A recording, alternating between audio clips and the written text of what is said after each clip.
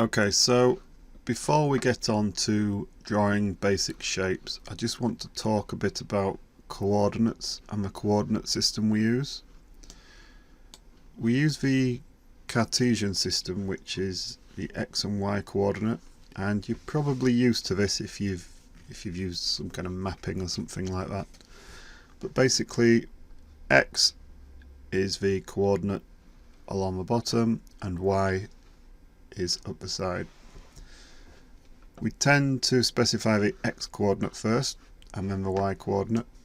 For instance, if we were to draw a rectangle, we would choose this dimension first, let's say 1000, and then we would choose this dimension, 2000.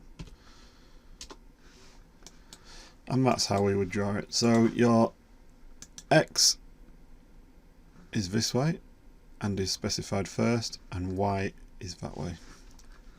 And when you're using X and Y, the 0, 0 point is where this icon is on the drawing.